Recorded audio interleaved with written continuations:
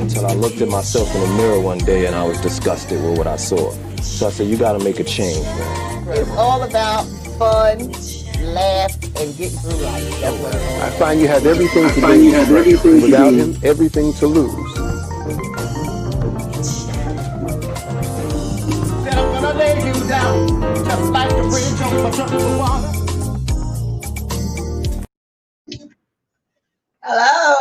Hello, and welcome to the show tonight. How's everybody? Let me introduce my co-host, Miss Dr. Vanessa DeDanzi. Hello, Vanessa. How are you? I'm great. Are you glad to be home, girl? I know you're glad to be home, right? Well, it's been a journey. I'll be out of here soon enough, too. Well, are you ready for some real talk tonight? I'm ready. It's going to be. Well, we have a legendary special guest joining us tonight, Mr. Phil Andrews, who's the president of the Long Island African American Chamber of Commerce, Inc.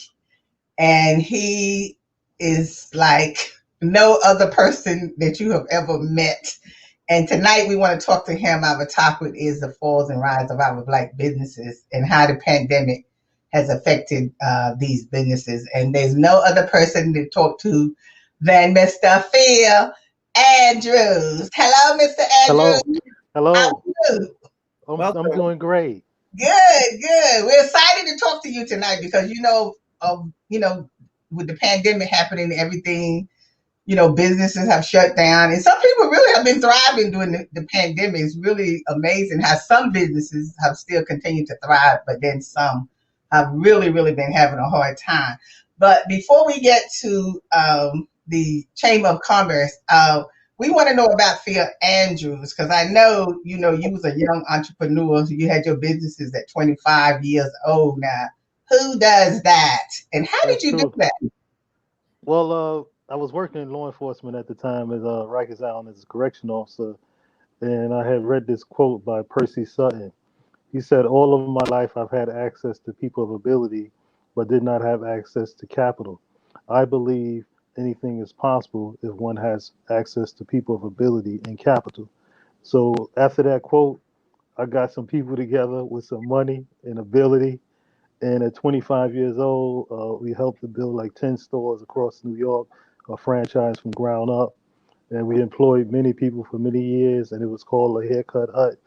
And the business was aesthetic because it had a sign up said value systems determine human possibilities. And it had a hut symbolizing family and community. And it did very well. And it helped skyrocket me to being well known in the community. When you employ a lot of people, that's the greatest love that you can do is you can help people feed their families through employment.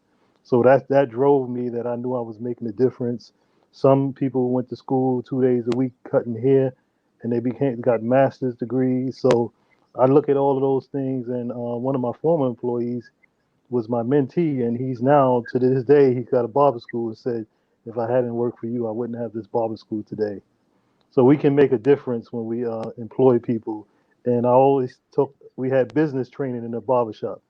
That's one of the few barbershops that ever had training. I said, I used to teach them, if you, whatever you put in is like the stock exchange. You got to create value by what you do every day. And we could become very valuable. And our goal was to become number one in hair cutting. And that was our goal, to be the best. We didn't strive to be number two. Mhm. So let's get to the Chamber of Commerce. Like, what is it? What is the role of the Chamber of Commerce? How do you assist businesses? Well, one of the things that we do is we act as a network for the chamber, and we bring quality resources to the Chamber of Commerce, the small business administration, the small business development centers, and we are to when you go anywhere in the country and you move into any area in the country, the first place people call is the Chamber of Commerce, because the Chamber of Commerce is one of the oldest organizations in the country, and it's also in the know. And when people call me, they call me for, oh, I need a black landscaper. I need a CPA. You know, we are that black business directory. So we are, fortunately, we are the 2019 Small Business Champion, not only in our community, but 14 counties in downstate by the federal government awarded us as doing the most for business in all of the 14 counties in downstate. And I'm sure it's the first time that African American have got that distinction. But what we do is we get up every day and we work for the small business owners.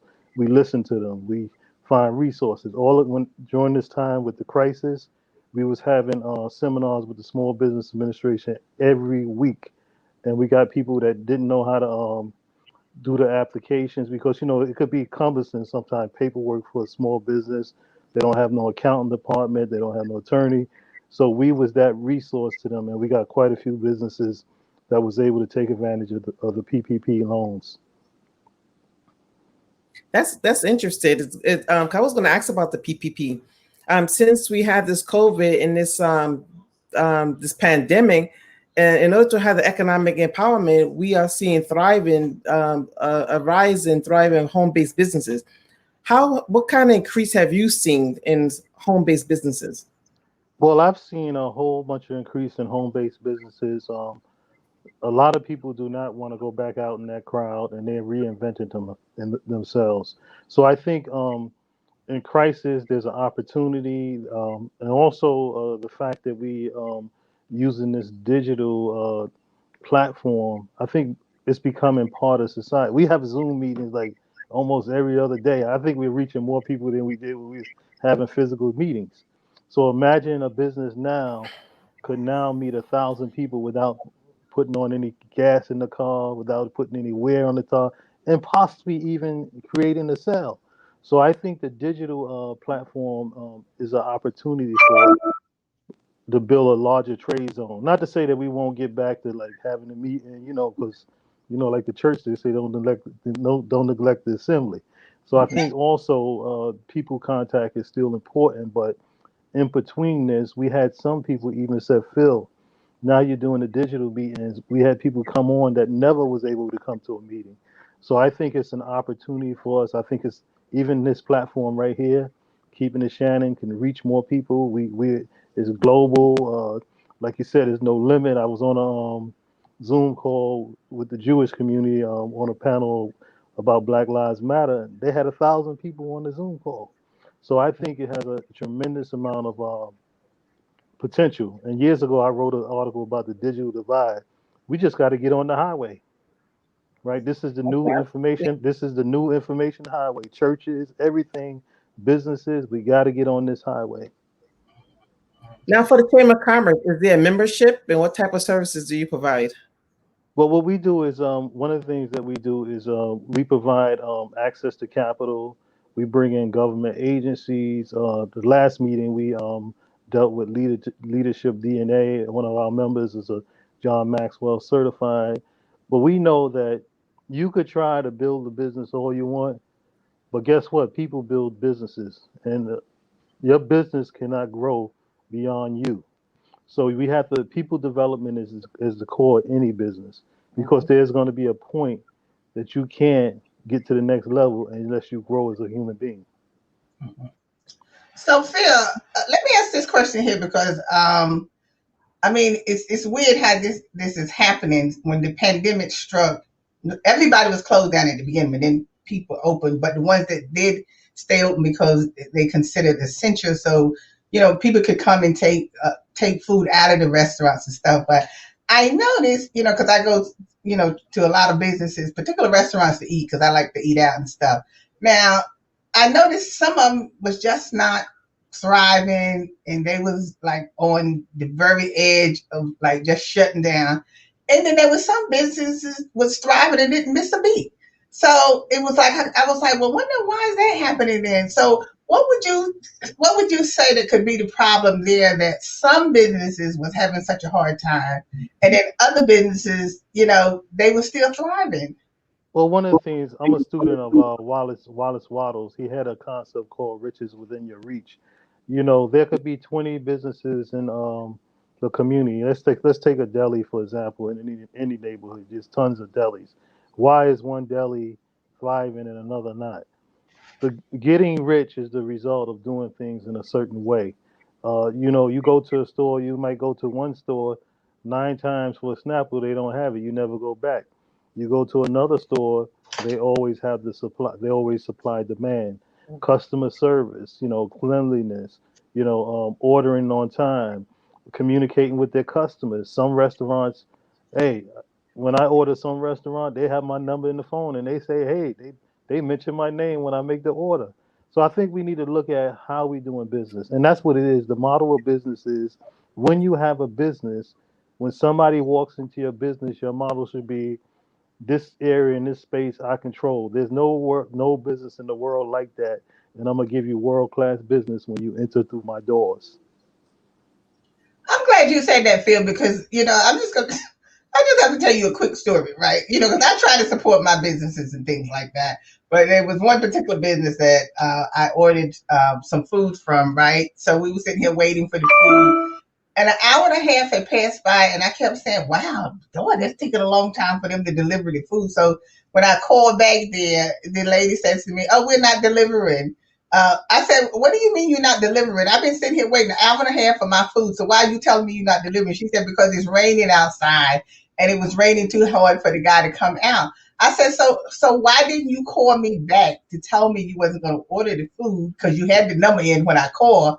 And then I said, that's not how you do business. So then she started getting smart with me over the phone. And I said, and on top of it, you're going to get smart with me on the phone when I'm a customer who put in an order to you an hour and a half ago. I called to find out where my food is.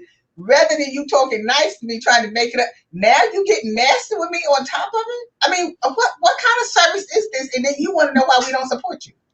Exactly. Well, when I was in the barbershop and beauty salon, I was the owner of the business, and I had a salon and a barbershop.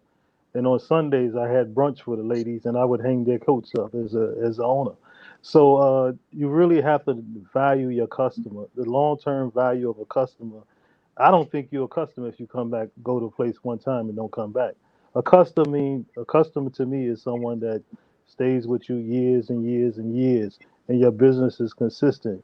And it takes you a lot of money to spend to get the customer. So you need to run your business in a way that you keep the customer, because advertising is very expensive. And that's bad word of mouth, what you just said for that business. And I don't think that business is going to grow. And this is a business that I catered to, because what I did was I went in so she would know who I was when she see my face and everything. And I said to the owner, I said, this is not feasible. I said, because that person of yours at the front is causing you to lose customers, because I would never come in your restaurant again. And I would tell all my friends that I told to come.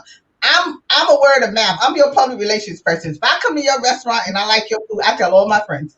I tell everybody to go there. You need to go to this restaurant. You know what I'm saying? That's what I do, because I believe in helping each other.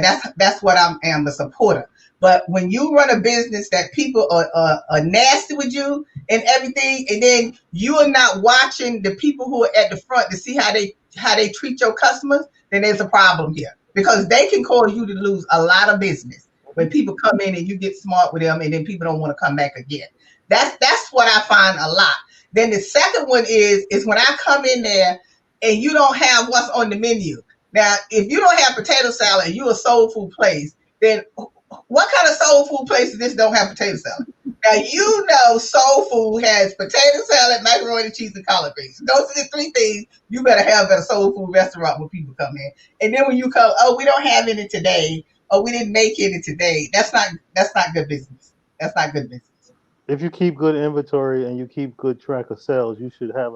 If you go a whole year, you should be able to average how much potato salad people buying through your business in a year. Exactly. So it's no sense. And then every restaurant supposed to have a little extra or something because food sometimes spoil. There are companies that train New York City Small Business. They train you in customer service. They got the franchise association. They train you in business. Now, just because you know how to cook good, don't mean you know how to do business good. So we need training and development in the business because a lot of businesses started because they were good at a hobby. But now the first thing I asked them, have you ever took any business training? You wouldn't go to a dentist that never went to dentistry school, would you? Well, businesses need training too. Absolutely. Because how the interaction is what's key, right? Like Lyda said, she probably losing money in the business, don't know how she's losing the money, and the person serving, is just causing people just go someplace else. Yeah, well, we're gonna take a quick break and we'll be right back. Okay.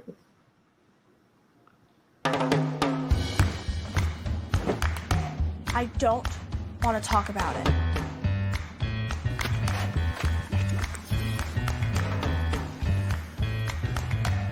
I don't want to talk about it.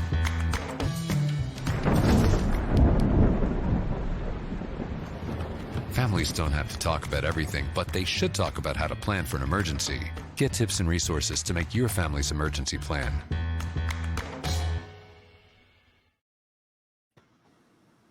We're back. You heard my little co-host here, Miss Bree McCoy, says, we're back. Now, before we went to break, Phil, you were talking about training businesses, and I really think that's important that we train businesses and show them how that they're supposed to treat their customers. But now I would like to bring on one of our business owners who owns her own business. She's one of the co-owners of her business, the Southern Comfort, which is a soul food restaurant here in Brooklyn on Marcus Garvey. So we want to welcome Miss Shawana McDonald to the show. Shawana, you there? Hi, how are you? Yeah, Shawana, we know you're the owner of the Southern Comfort, which is soul food too, but it has a different flair to it. So you want to tell us about your restaurant? Yes.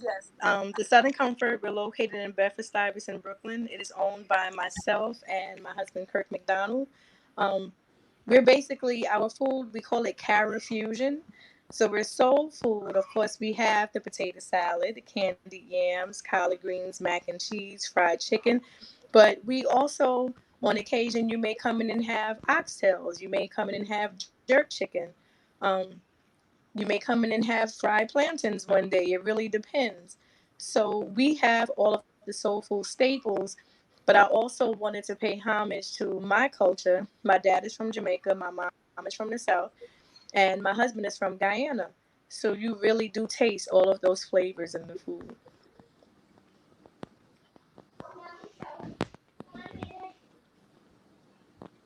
Well, before I ask you how the pandemic, the codfish fritters, they are delicious. Thank you. Those are the die for. You have to go in there and taste those. So, Shawana, tell us, how did the pandemic affect your business? Did you have any struggle? The pandemic was, I don't want to say detrimental because by the grace of God, we are still open. But the pandemic was, it made our business take a hard blow. We didn't close because we thought that if we would have closed, we wouldn't be relevant. We literally just opened up as a restaurant maybe in October. So we couldn't close our doors because of the pandemic. So we stayed open. But what we did do, we let go of all of our staff temporarily until we were able to figure out what our next steps were going to be. And literally, my husband Kirk and I worked every day just to stay relevant in the community. Um, as far as inventory, that's where a lot of our blow came from because places like the Restaurant Depot, Costco, and BJ's, Jetro, where we normally get our supplies from, a lot of things, even something as simple as potatoes, one day we will go and they just wouldn't have it. One day we went and they didn't have chicken. One day we went and they didn't have ribs. So a lot of things that we were used to purchasing, I guess like we took for granted, oh, we could just go and, we run out of something, we could just get it. That didn't happen. And the thing that's scaring us is we're starting to see that pattern happen now. So I'm hoping something is not in the works again in regards to the pandemic, but it was scary. And because we were told during everything, we're not even considered a small business. We're considered a macro business. We don't have a lot of refrigeration space. So we're constantly shopping. So it's not like we can keep a whole lot of inventory because we don't have the space for it. So, it made us minimize our menu a great deal. And it made me become very, very creative with menu options. Right. Well, Shawana, did you have the opportunity to submit to, for the PPP and the EIDL? We've tried and we were unsuccessful. We've tried. Because there's still funding that's going on for the EIDL, especially if you had employees, you should have been, Right. We've tried for the qualified for that. PPP and the EITL. From the EITL, we did get the $3,000 that I think you just got if you just submitted an application. They gave you like a $300 up front, but then we were told that we didn't qualify for anything. Phil, so why would some businesses not, which qualified to meet, the money that they were supposed to be giving away? Because I thought the idea was they're supposed to help all small businesses.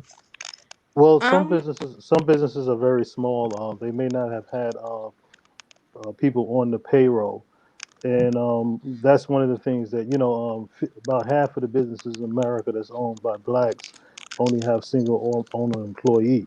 So some businesses, in particular, you have heavy overhead, restaurants, spoilage, rent, salaries. So to operate a business is very expensive. But there are in the works. There are some organizations trying to raise up of equivalent of $250 million, and we are in talks with those organizations to begin to fuse capital into the businesses. And one of the things too, we have to look at this experience as saying, you know what, we just like you would say, well, bring all the ties into the storehouse that they may be meet. A lot of our businesses have been undercapitalized, and we have to. One of the things the chamber want to do, we want a business like that to be a part of this chamber. We'll come to Brooklyn, and even if we gotta come by there, if she can't fit us all, we come eat. We promote her businesses. We want to market the businesses to help them grow. And I think some of that was also the lack of support for our own businesses that we should really be going out. A small business, I happen to call a restaurant. I can't give the name, but I called the restaurant this week, and they said they was doing $1 million. One little, and this place is not that big. So we need to do a better job of supporting our restaurants. Also embracing the online ordering process. That should be a part of it. Digital marketing. Are we talking to our businesses through emails? We have to kind of like change because the world is changing. So even the Chamber of Commerce, we kind of like took a hit at first, but when we embraced the digital, we started bringing in more members than we had. Large corporations start coming, and we having a growth spurt. So I think what we got to do is we got to innovate. And the other thing that we need to do is we need to have a directory. Like I should know about this business if I'm a Chamber of Commerce president, but we haven't had a black business directory in a long time, and we're looking to reestablish that digitally a directory because we can buy. I mean, they don't even. Hey, you can Uber Eat. There's a couple of ways that you can deliver food if you got the money. She can deliver her food all the way to Queens, right? if people got the money, and some people have that money to do that. So I think we have to look at the way we're doing business. We have to innovate and take the lessons. Take the lessons and definitely show up capital. I mean, but I'll say this too about business. Business is always up and down. Being cycler is a part of business because every day is not the same, every month is not the same, every year is not the same. But guess what? Like Jim Rome used to say, when it's summer, think about spring. When it's winter, think about summer, right? So we got to always have forward thinking in business. And a business with forward thinking is going to find a way to get through this pandemic and survive on the other end and even come out even better. Exceptional service, training your employees, the highest level. There's a restaurant that I had found in Japan. It's one of the most expensive restaurants in the world. And you got a 6 months waiting list, but the service is so good. But they were meticulous about the taste of everything that went in.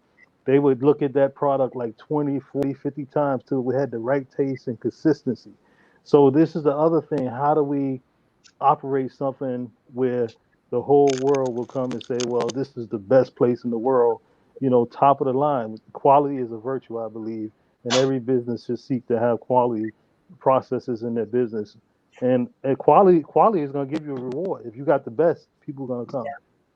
And that's the mouthful you said that, Phil. Because let me tell you, if the food is good, I don't care what's going on, people are going to come to your restaurant or whatever. That's the main thing. Good food and good courtesy towards your customers when they come in. You're not there arguing with the customer or if they're asking you about something or saying this is not right or this is not right.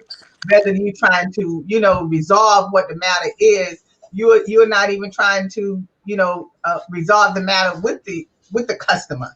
That's another thing. But when you said under capital, do you mean like they just need like another pool of money set aside so when something happened, they have something fall on? I don't.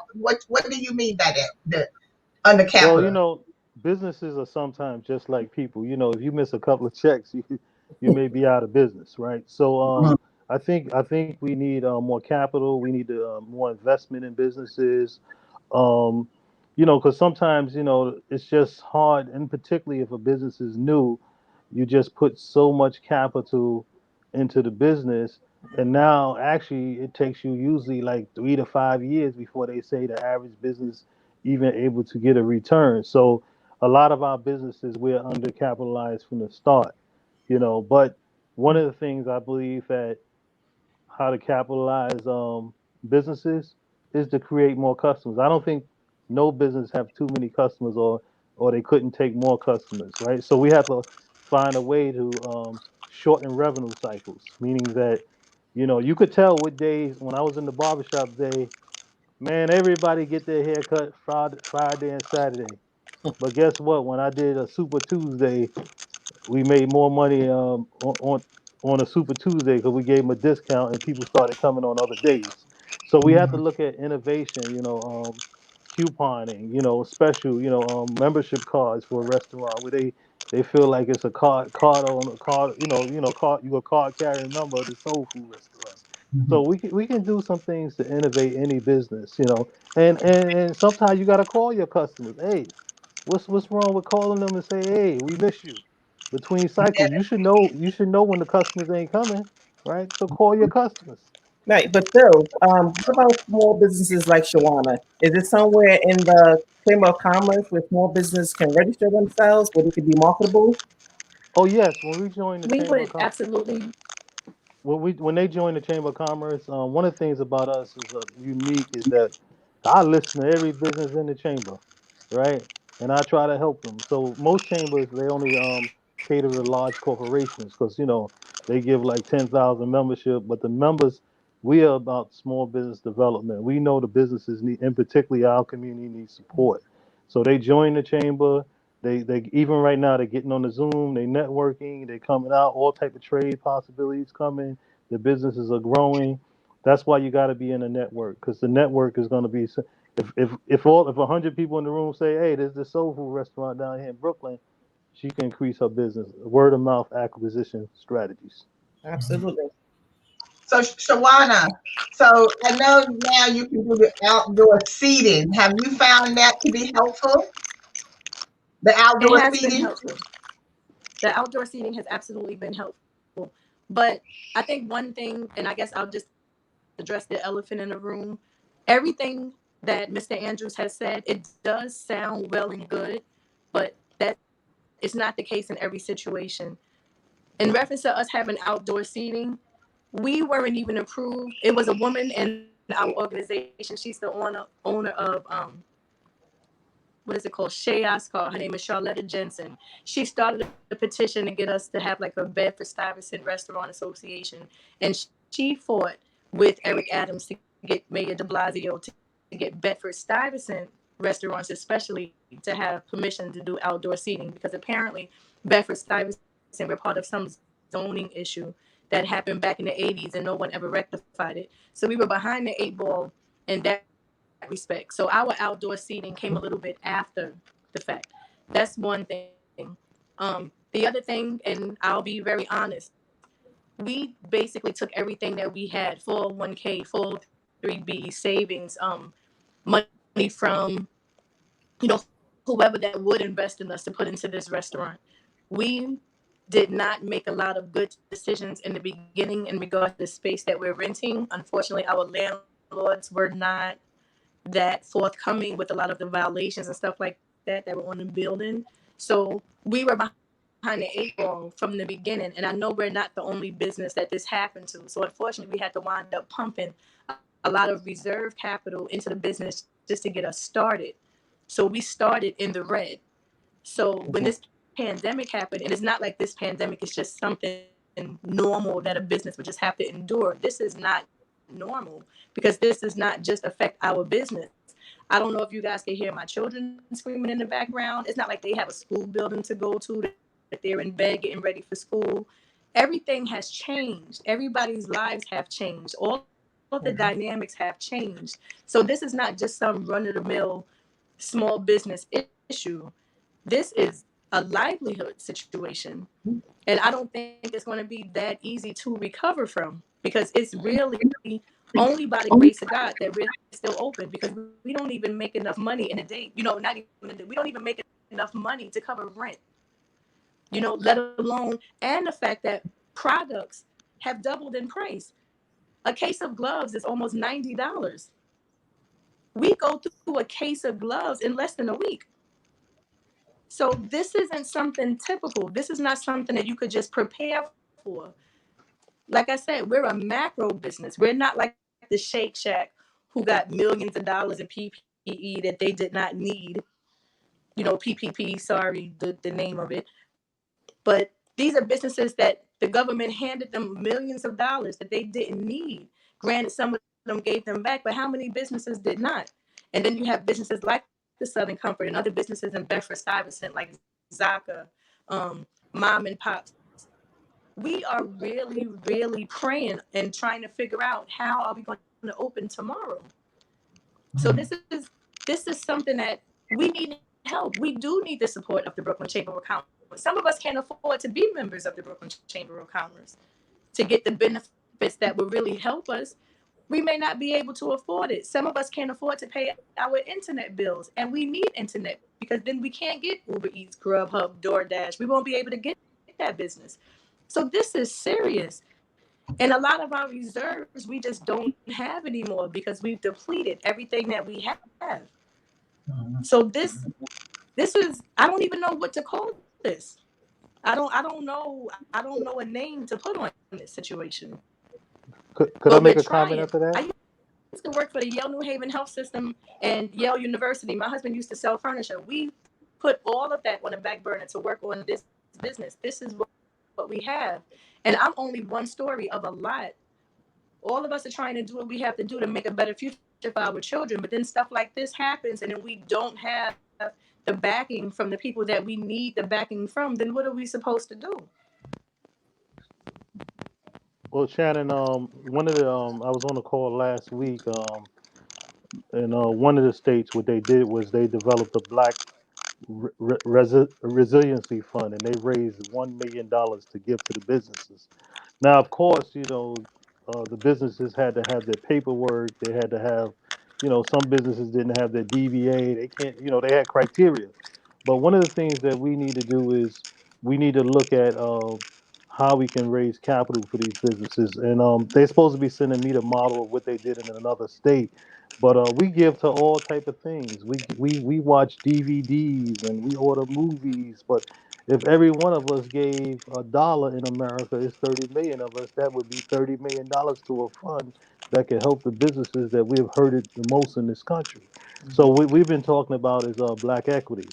We need to. I mean, we are getting people coming on, corporations helping us, but my thing is that we need to help ourselves too. We should have a fund, and we should establish a fund where people give, and then we can have some criteria to help these businesses to survive during this crisis. That's what other groups did when they had the boycott years ago.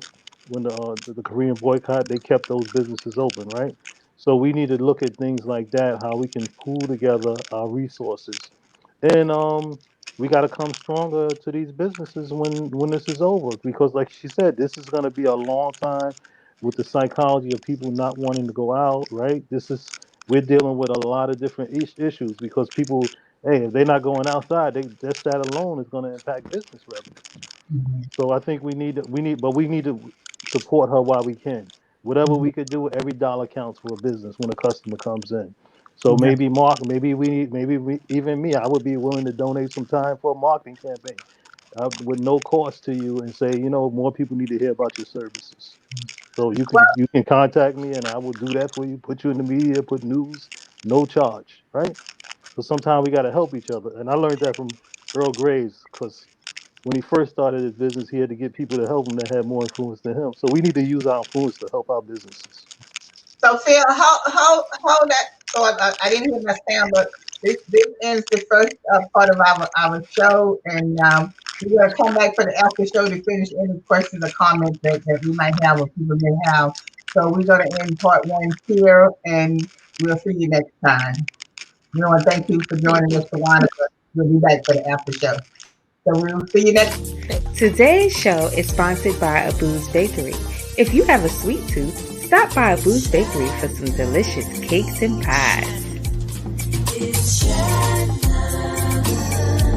It's Shannon. It's Shannon. It's Shannon.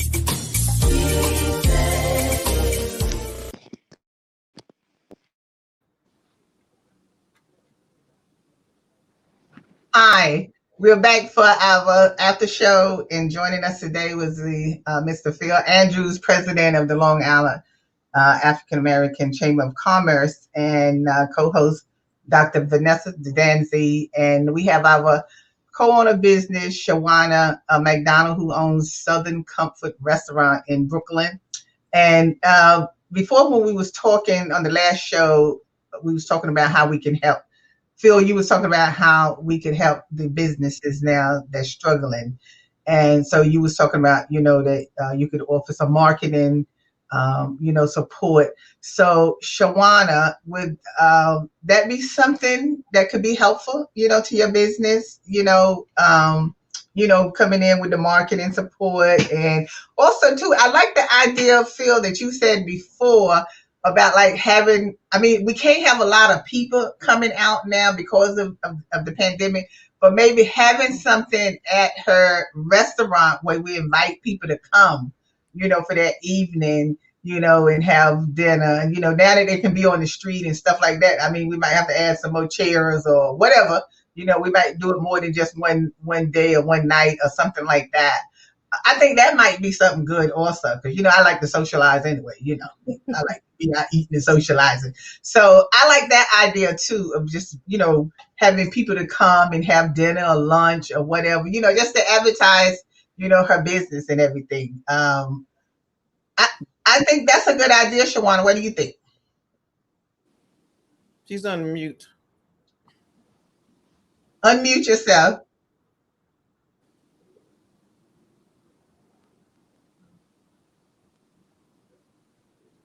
We can't hear her. What is it? She's on mute. Who put her on mute? Okay, can you hear me? Now we can hear you. We couldn't hear you before. Cuddy, Keenan Bell. He's a young black man. He's in his early 30s. He may just be 30 years old. He started a clothing line. We had like a little launch party for him at the shop before the pandemic. We had like black people meet up, like pop-up events at the shop, of course, before the pandemic.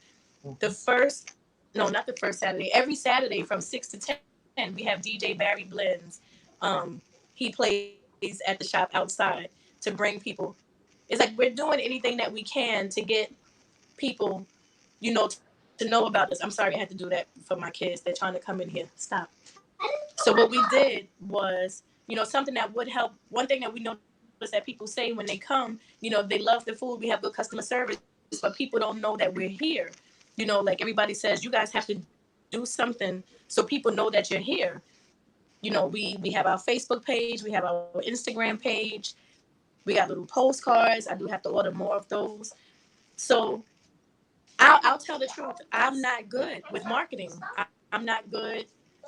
I'm not even that good with social media. I had a young person tell me they love coming in, but our social media presence sucks.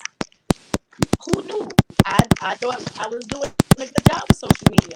But the main thing is we do need help. And it's not just me. Like I was saying, there's so many Bedford Stuyvesant restaurants. I give credit to all restaurants in Brooklyn, but I have to go for the home team, Bedford Stuyvesant, Mom and Pops, Zaka, Shay Oscar, she's really good with marketing. But those of us who are smaller, we do need marketing help. If people, I even have something going on. If you make a funny video or post a funny something with the video, eating our food, come back and get something free. I had one person do it. So we need help on the marketing front. Get out. So Phil, when a new business opens, what's the best way of doing marketing for a new business to just come on board? They only been in existence for like a year, so really, you haven't had time to really build a clientele. It takes a while to build a clientele. I mean, unless you do have people that's word of mouth. Like I say, the best to me is word of mouth, because somebody go tell somebody else, somebody go tell. That, to me, that's a good way of public relations, is word of mouth. But what else would you suggest, like the Chamber of Commerce suggests for new businesses, to do as far as marketing that would really help them get a jump start in building their clientele? Well, one of the things is that in opening 10 stores, we had like 6 to 9 months before we even put the key in that we marketed. Mm-hmm. That is the proper way to do it. But today, we probably can talk to more people digitally. You can get your social media assets, Facebook, your LinkedIn, your Instagram coming soon. You can also, many of you know about Google My Business.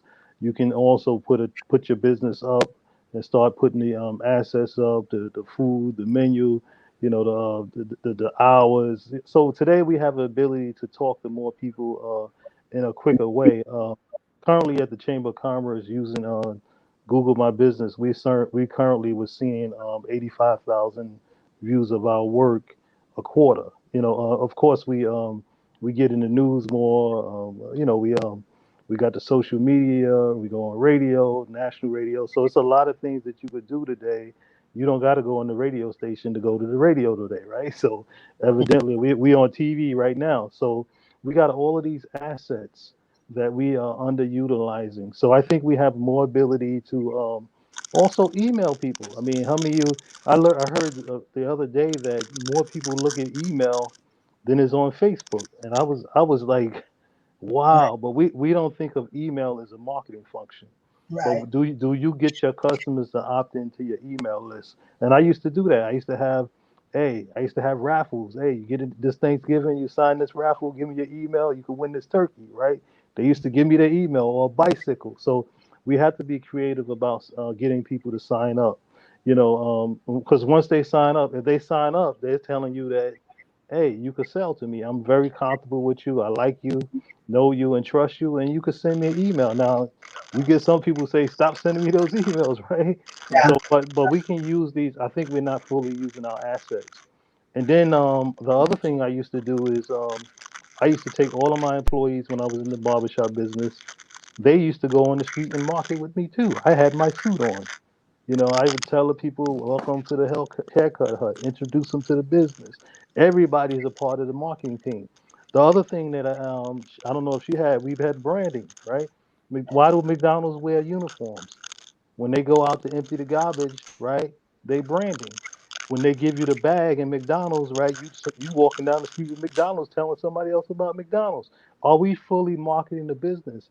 Are your logos properly in your business, right? And if you're taking a bag on the subway, people are gonna see your bag with this soul food restaurant, right? So I think we could do a better job in how we're doing the business and marketing, and a lot of it come down to training. And I built 10 stores from nothing, and like you said, and they became number one in the marketplace, and that's the way I go in every market. So we can learn from the best, training, marketing. And one of the things at McDonald's, the reason why they make so much money is everybody knows what it looks like from 5 blocks away. And then they build everything where they don't have to do it over. They don't use paint every month. They put tile down where they got to do it once, right? So we got to look at the innovation and and then you can see into the business. Some businesses you can't see into it. That's why they take corner locations where you can see visible with the. They got the big sign where you can see driving down the block. So we need to look at those type of concepts, even though a small business may be small, but take the lessons that you can find from these multi-million-dollar businesses and do it to your business on another scale. So So, Phil, Anna, did you have a question? That's before I ask her. yes. So does the Chamber of Commerce have these type of marketing classes that small businesses or those individuals who are looking to start a business can participate in and learn from? Yes, we have constant training. We got access to capital, marketing, and if we try to also take a survey of what the businesses need, because sometimes we may be trying to give them something that they don't need. So if they join and they tell us, check off over here, this is what we need, that's what we're going to provide. We got all these skills, but we need to know, we need to go inside the mind of the business owner, right? And sometimes business owners could be their own worst problem too, right? Because selling doesn't happen in your mind where we think everything happens in our brain. It happens in the mind of the consumer. So we have to think the way the consumer thinks about our business. So, Tawana, I really appreciate you taking the time to come on tonight, really, and speaking honestly. And since you are speaking honestly, because that's what I believe in speaking as well. Anybody that knows me know I say what I say is what I believe.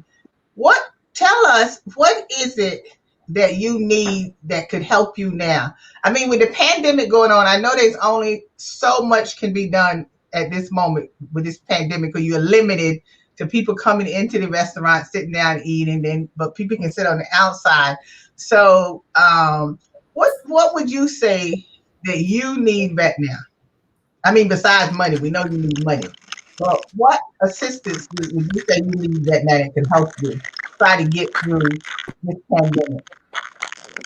One thing, I apologize for being so close to the camera.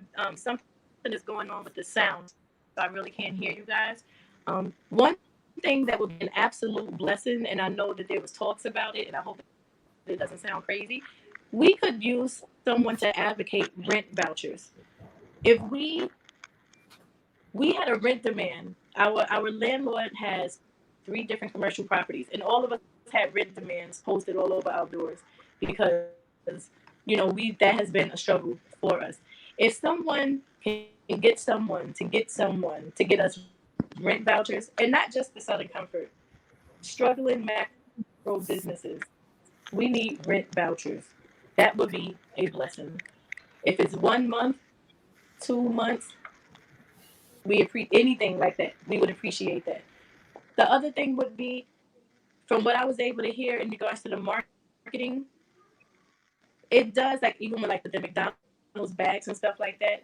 That is all great. If we could get in touch with some sort of like someone who does printing and stuff like that, who would be willing to help out a macro business like ourselves, not necessarily for free because everybody has to make money, but if they could give us some sort of discounted rate on bags, Because one thing that we do, and it's kind of corny, but customers actually like it when they order from the delivery services like Uber Eats or Grubhub, we actually write on the bags, "Thank you so much," and put their names on it with a smiley face.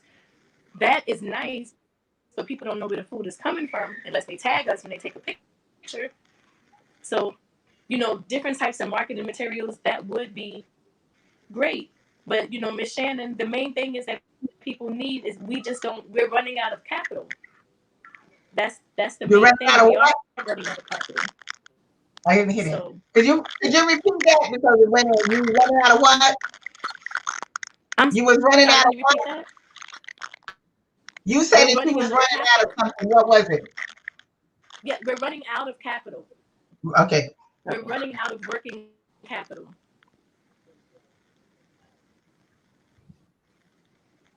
So Phil, because this is a pandemic and it's really hard to really work in this pandemic.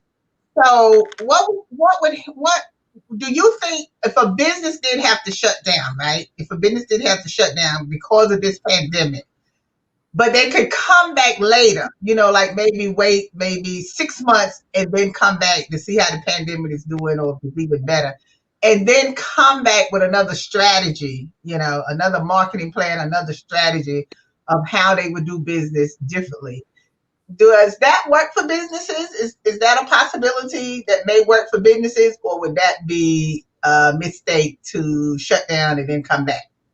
It possibly could work because possibly they may have to preserve capital, and and right now one of the things that they're doing, the senators, I get all the calls from the politicians. They are trying to get legislation where they could have some help for the businesses and rent, where the landlord would have to, let them stay for a while. Because think about it, there's so many people employed by businesses, and all of these large companies are still closing. So where are the people going to work that was self-employed? So self-employed, actually, the number of self-employed people working for themselves in business outnumber the large corporations in America when you look at the numbers.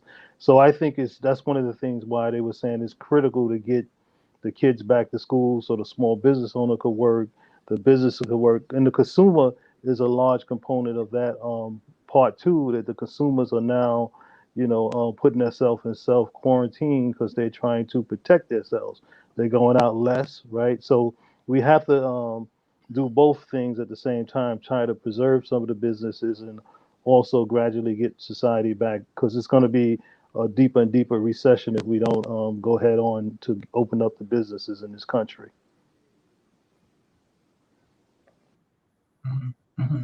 Because I know they had something on the news this morning about about the businesses getting the rent reduced or not being able to, not having to pay rent for a couple of months. They did talk about this morning on the news that the mayor's office them is supposed to be putting something together so the landlords cannot be putting the business people out of their place or not having them paying rent for a couple of months. I know they had a discussion about that on the news this morning, but I guess, we'd have to check more into the mayor's office to find out. GoFundMe is still an option. There was a business that was this was by the protest. It was burned down. I was a pharmacist that was in business about 20 or 30 years, and he raised enough money to open up his store, restore it, restock it. We should also consider GoFundMe campaigns. We have a lot of dollars. If you can make a good case to say I need some capital, this is my business, because some businesses just started brand new in a couple of months into this pandemic. They was online for 10 years and then opened a physical store and they had to close the store. So we need to find a way to raise capital. I think all of us in America, we live in a very rich country, and we got $10 to give some business, and it could begin to be a very substantial fund to help our business. I think we need to fund some of our causes. I agree, because people are full of 95% consumers, and we need to support more of our own businesses. Would that be something, Tawana, that you would think about? I love the idea of the GoFundMe. My husband would not do anything like that, so I can't even present that to him. Mhm. I am praying that is true, that the mayor is helping in regards to rent for for small businesses. One of the other things that I have failed to mention, a lot of our revenue stream, we were food vendors for years. We were food vendors before we even considered opening up a brick and mortar. Because of the pandemic, we didn't have a festival season this year. Our festival season brings in 6 figures in a matter of months. And we were dependent on that because that sustains us. So that's another thing that crushed us. Explain that. What is the festival you're talking about? We do weekly festivals in New York. We do BAM Dance Africa. We do the International African Arts Fest, Montclair Jazz Festival, Capital Jazz. We travel. There are no festivals.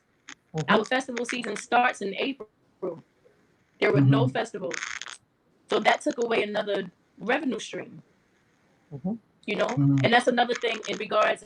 I actually spoke to someone from the Small Business Administration because we were on these, I think it was like a bi-weekly town meeting that we had. And someone from the Small Business Association was saying, small businesses have to have more than one revenue stream. But a lot of the other revenue streams were impacted by the pandemic. It's not like we don't have them. It's just they were all crushed because of this. So we basically want an opportunity to stay open, to continue to service the Bedford-Stuyvesant community. One thing that did help us, there was an organization, the name fails me right now, but they actually hired us to cater for hospitals once a week. And those were pretty decent catering jobs. And that basically helped us pay our utility bills and internet bills and buy product. So that was a blessing because in March and April, we really could count on our hands how many customers we had. But the interesting thing about it is, God bless him and God bless his family. Once everything happened with George Floyd, that's when we actually started getting an influx of customers because people wanted to make an active attempt to start supporting Black businesses. So it's like a crazy turn of events, but I don't know what we can do. Me personally, when I do have disposable income, I purposely go out and purposely buy Black. But we don't have any Black supermarkets. We don't have a lot of Black-owned pharmacies. So I think a lot of us just have to be more conscious in how we spend our money. The other thing of it is everybody does not like the Southern Comfort food because, as I said, it's not just a strict soul food restaurant. We have like a carrot fusion. People may not like our food. We have a particular, I season with thyme and cumin and rosemary. It's different. It's very different. So, well, but people stay open. Regardless of what restaurant you go to, people don't like everything that the people sell there anyway. There's always some favorite in that restaurant that you like. We don't. I go to soul food restaurant, but I don't like everything that they be serving in there. But they always some dishes that I do like, and I love coming there getting very particular dishes. So that's what people would do. So if I like your codfish fritters and fried chicken or something, that's what I'm going to come there to buy. Every time I come there, so most of the time when you come to the restaurant, you usually buy the same thing and you really like it. But sometimes you like the taste of the things on the menu to see there's something else that you might like. So, you can't just say people don't like your food because there is something on the menu that people will like. It's just that, look, we all know that this, if you don't know, you should know. This pandemic is not by no accident. This is not by no accident this is happening. All of this is happening for a reason. And if we don't get it together, we're going to have another pandemic that's going to hit soon. Because people are still not being responsible and they're not taking this pandemic seriously like they should. And this is what we're afraid of. Like, it may get worse because I think it will get worse here before it gets better, So when I said before that if it did come that businesses had to really close down. You're not closing down, you're just shutting down for the time being until this pandemic kind of gets a little better. And then you come back, but when you come back, you'll come back stronger. I don't think that, and I can't speak for people because, see, I don't know how you feel. I can only speak for how I would be feeling or whatever. I would just kind of have to make that decision what I thought was best rather than, to keep spending money and money's not coming in. That if I did have to shut down, I would, and then I would just plan how I'm going to come back stronger or whatever, and then figure out a way how I'm going to get that capital to come back stronger. But I understand your feeling that you don't want to shut down. And then, we just got to figure out things that help you, that you didn't have to shut down. In other words, you just, you would stay open, keep it afloat, just to keep the restaurant going and things like that.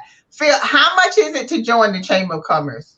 Well, we start off with $100. Pretty much we tried to get the businesses in. We have different LLC, nonprofit, corporate. So we have different membership prices, but we wanted to make it reasonable so the business could say, you know what, I want to come. We want to get them in so we could help them. So one of the things I want to say too is I definitely got to make this point. The entrepreneurial mindset, that's the story of business, that a business person is a problem solver. They drive businesses. That's what makes business people different, that they can take the art of taking nothing and turning it into something. And there's still hope for entrepreneurship, and entrepreneurship is still an important concept in America. And we will have the resiliency to bounce back from this. Mm-hmm. Okay, Phil. So when you say $100, is that monthly? Annually. Okay. The annual fee. Okay. So when they join, then like the issues that they are talking about, like they have, then do you meet with them like one-on-one, and then you sit down and you go over what the problems they may be having to see where you need to reach out to, or what maybe company you need to reach out to, or what people you need to reach out to help them, or give them right now we're doing virtual meetings. This week we have the New York Loan Fund. We have Empire State Development. We have large corporations that reached out to us that want to help the business. They joined with a large corporate membership, but now want to use their technical expertise to help our businesses. Because that's one of the things that we have too, is that a small business doesn't have all the resources. They don't have a human resource department. We bring in things like how to deal with employment laws, workers' compensation, paying taxes. CPAs come in annually to talk about how to, when the law changed, we brought CPA in to show them how the law changed. So that's the chamber's job, is to listen to the businesses. But the businesses, we can't help them if they're outside the chamber, because we wouldn't even know they exist. So can the business bring their documents to you, like their profit and loss statements, for review? But what we do is we have technical assistance. What we have is we have resource partners. One of the best things that they have in the state is the small business development centers, small business administrations, and they have what they call EAP centers. The state funds all of that technical assistance. So we don't try to be, why are we going to duplicate the state when your tax is already paying for money to help businesses? So, but we still, in absence of us being a Chamber of Commerce, we find that the resources do not come to our community. But if you go, hey, there's this chamber over here, everybody's calling us. Even law firms during this pandemic, they had special laws that they could work with the landlord, and the landlord had to work with you. But the businesses didn't know it. They reached out to us as a chamber, and we put those presentations on.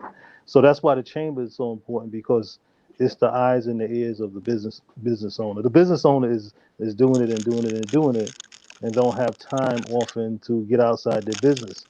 That's why this is good too. We was able to do things virtually for the first time, because the business they weren't about trying to pay that $2,500, $2,000. They can't get to that meeting all the time. But virtually, we were able to have more service as an organization. But I know, Phil, you come out of Long Island. Are there any satellite offices that are within the other boroughs? Well, we're regional. We the original definition of Long Island is Nassau, Suffolk, Queens, and Kings County. And when we did it, we defined the organization Long Island. The Long Island as it originally were, with Brooklyn, Queens, and Long Island together. Okay, great. Well, I know you are in Brooklyn, and I know you're going to be doing more in Brooklyn. Oh yeah, I'm Uh, coming to Brooklyn a big way. I'm coming to yeah, Brooklyn. yeah, because I see that you're also dealing with some of the corporate people who now are going to be invested in small black businesses. A lot of the corporate people, particular people that we order from online, Yes. I guess I can say their name, Yes, you can Wish. say the name. Wish. I order from Wish. I see they're going to be doing business with black businesses, and also too. Now, are you in touch with some of those companies that with all of this Black Lives Matters going on now? Companies have been sending out emails and notices that they're going to invest in black businesses. So is this true, and is it happening? Because if it is, this is the time we all need to jump on the bandwagon that has a business to Well, that's get true. these companies, and let's see, are they going to do what they say they're going to do? Now, this is what they're saying, because I have received emails myself about them investing in black businesses. So, Well, I think it's a unique time in America. I think more companies have reached out to us, and some have already delivered. But we have to be. One of the things is they wasn't going to deliver if we wasn't prepared as an organization. We were deeply prepared. They saw the work that we had, the footprint that we had, the influence. It's just like a business. If somebody go to help a business and they don't want to get the help, right? You can't get the help. So we just fortunate to be prepared that we have put so much out there that corporations are now coming to us, and you got to know how to handle corporations too. That's the other thing. You got to be able to show them everything real quick. This is what we do. This is the number of people we impact. We had everything documented. We didn't even go for the money first. We showed them the work that we're doing. yeah, Then they because come aboard. I'm like Shawana. I want people to put their mouth where they say, when they say they can do this, they can do that. Then I want you to show me that you can do that, because talk is, the old saying is talk is cheap. So let's do action. Like, what is the action that we can help people that's struggling and need the help? Well, And one of uh-huh. the things that we talked about at our last meeting is that we need to have innovation meetings. Sometimes a company need an advisory board. They may not be able to solve a problem themselves, but if they had some other ears and eyes, we could look at their problems and give them a fresh look at. Because sometimes you could be on too on top of the problem, right? So then you can't innovate. So we need innovation. Small companies need to innovate. We got all this intellect, all this brain power, different skills, but we don't bring the skills together. So we bring those skills together. That's one of the things came out our last call, is taking a business and bringing people with 10 different skill sets and mindsets and brainstorm and help that business innovate. Okay, so what we want to do is we gonna do action now. We gonna start some action. We then talk about everything that they can do, everything the Commerce can do. Tawana has talked about what's going on with her restaurant, what help they need, to survive through this pandemic. So we want to go forward. We want to move forward in seeing how we can assist. So we know the first thing they have to do is join the Commerce, and that's the Chamber of Commerce, and we're going to make that happen. And then we want to see afterwards how the Chamber of Commerce can assist Shawana in moving forward, to try to keep her restaurant open. Are you in on that field? Oh, I'm in. I get calls. I have your word tonight. I get calls all the time, and I have your word. I ain't talking about your other calls. I'm talking about you there with Shannon call. When I want to set this meeting up, we're gonna do social distancing. She's gonna become a member of the Chamber of Commerce, and we want to take it from there to see how we can help Shawani get through this pandemic. It may not be nothing huge or great, but I'm sure she'll appreciate any assistance that she can get. And I know she'll add to make anything happen. I've known him for a long time, and I know he can make things happen. So I want you to give me your word tonight. I'll give you my word, and I will commit to donating my services over a period of time for her to help her. Because like you said, that's my thing. What is it to give a little of your ability? Right? That's what Hey, your ability gonna go to waste if you're not gonna use it. Matter of fact, helping her makes me better because I get to use my ability. Yeah.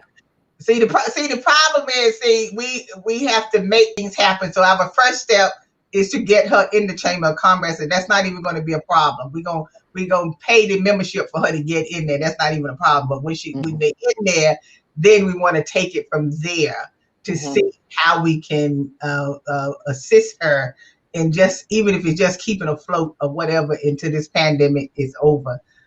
To keep her restaurant alive. And if it did come to what I said before, that they may have to shut down for a while and then reopen bigger and better than what they were before, because I always believe that you have to do what you have to do. This is how I believe stuff. You have to do what you have to do sometimes. Sometimes you got to make tough decisions that you don't want to make or whatever, but it doesn't mean it's the end of anything. And like I said before, this pandemic is not by no coincidence. I'm gonna tell you what I believe it is. I think it's because God just got tired of you people acting up, not treating people nice, doing all this shooting and killing people, and you're not going to church, you don't believe in God. He's tired. So he shut us down. Because when did you ever know the whole world was shut down at the same time? Who ever heard of that before?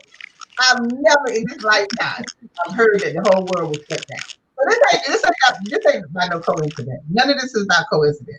This is giving us a chance to get it together. And if you haven't reflected on your life since this have happened because you were shut up in the house, and I think those months that we were shut up gave us a time to reflect on our lives. Are we spending enough time with our family? Are we spending enough time with our husband? Are we talking? Because people don't talk to each other. That's why everybody going crazy now, because they never talked to each other before. So now you were shut up in the house with each other. Now I got to talk to my husband. Well, who is he? That don't look like the husband I married or whatever. Are those my kids? I didn't know they were that bad or whatever, because you haven't been spending no time with your kids. You don't talk to your husband because everybody's what? On this phone. That's all they do is stay on the phone. Stay on the phone. Nobody wants to talk to each other anymore. You can't even have dinner together. Do you remember the times that we all used to sit down to the table and have dinner together and could talk to each other? Well, how was your day? Blah, blah, blah, or whatever. Not anymore. You can't even talk to anyone anymore. That's why I stopped doing Thanksgiving, because when you invite people over, rather than us eating dinner together, everybody's on their phone. So why am I wasting my time in the hot kitchen for cooking if we're not going to talk to each other? This is what have happened to us. And we need to get back to being families and taking care of each other and reaching out to help the next person. And that doesn't happen either. We don't want to help the next person alone. Everybody's about themselves. Nobody wants to get up off no money or whatever. It don't take all of that. Like you said before, if people gave $1 a piece, look how much money you could raise. If somebody giving $1 a piece or $2 or whatever, But we don't even want to do stuff like that, I know you said, Shawana, your husband wouldn't want to do nothing like a GoFundMe or what. Look, people are doing it all over town. Let me tell you, they raises a lot of money in that GoFundMe, and I don't feel there's no shame in anything. That's how I feel about stuff. You are raising the money for a reason, but you don't have to even do the GoFundMe. It can be raised another way. You can do some other kind of type of event where people, donate money or whatever, if you don't want to go that route. There's plenty of other ways that you can do fundraisers and things like that. But I think you still have to be open to certain things. This is a time about survivor.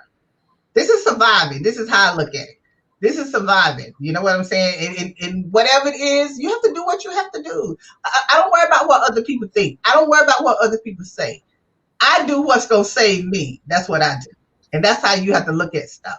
You do what's going to save you and save your business or whatever. Because trust me, the other person that's saying something to you is jealous. Most people are jealous. And you have to be watching that too. You're a woman. You own your own business. And I don't have to tell you how jealous people can get when you work and get something of your own, when they don't want to work and get it themselves, but they figure you owe them something or whatever. So no, don't even feel that way. But look, we're going to see what we can do to help you. You heard Mr. Andrew say what we're going to do. We're going to get you in the Chamber of Commerce. You don't have to worry about that. And then from there, we're going to set up a social distancing meeting. where that way he can sit down and talk to you. And like he said, he'll take it from there and see what happens. Are you open to that? Oh yeah. Well, I know she gotta be. Tawana, are you open to that? Yes. I am. Yes. Okay, then I didn't hear her say anything. Yes. Okay, she said yes. All right. Okay, so let's just take it from there tonight, and we're gonna pray on this thing because you gotta put God first before we do anything. Once you put Him first, the door is open. Absolutely. So we're gonna put Him first, and then the doors are gonna start opening because you can't do anything unless you put Him first. That's how you have to do that. So, love, I really appreciate you taking the time, coming from the restaurant and sharing a little bit of time with us to talk and everything. And still, as always, you the man. You the man. I love you, and you have done so much for people, and we appreciate what you do. And when you took over the Chamber of Commerce, everything changed for that Chamber of Commerce. They picked the right person to be the president of that organization because you really have done a lot of things for them. And I can't wait for the pandemic to be over, for you to be at the Lions Annual Dinner Dance next year if we're able to have it, because he's going to be honored at the Lions Dinner Dance next year. And hopefully, Shawana, you'll be able to come to our Lions Annual Dinner Dance. It's next year in October. October we have it. And but Vanessa, now that she's back across the ocean, she'll be able to come. She'll be able to come to the annual dinner dance. But look, I think my co-host is sleeping on me. Wake up, co-host. What kind of co-host is sleeping? Right. So let me just thank each one of you for coming on tonight and sharing this, and still hopefully people have gotten something out listening to you and listening to Shawana, because like she may be going through some stuff. Other businesses are going through the same thing. So hopefully they can, learn something tonight from what you have said. And we'll have you on again. So this way you can give some more information to people that is in business, how they can, keep going and, reach out to get help, and Shawana, make sure you're not like them other people that don't know how to treat the people that come in the restaurant, right? If I order food, don't have me sitting here waiting for my food, and then when I call, go tell me you're not gonna deliver my food because it's raining. Because let me tell you, that's why I can't support our people. I'm telling you, that's why I can't support our people, because I tell them all the time, that's why I can't support you. Look how you treat me. So why should I come in here and support you? They don't understand. When I come in there, if I like your restaurant, I will bring at least 10 people or 20 people. I will send them there. Because like I told you, word of mouth, anytime I find somewhere I like, I go and tell everybody, go here, let's go there, or whatever. So to me, word of mouth is the best way of public relations. You know what I'm saying? So thank you again. Thank you, everybody. Thank you, Vanessa. Thank you. Yeah, Tawana. So thank everybody for listening to our after show. I hope you got something out of it, and we'll see you next time. Take care. All right. Take care. Today's show is sponsored by Abu's Bakery. If you have a sweet tooth, stop by Abu's Bakery for some delicious cakes and pies. It's Shanna. It's Shanna. It's Shanna.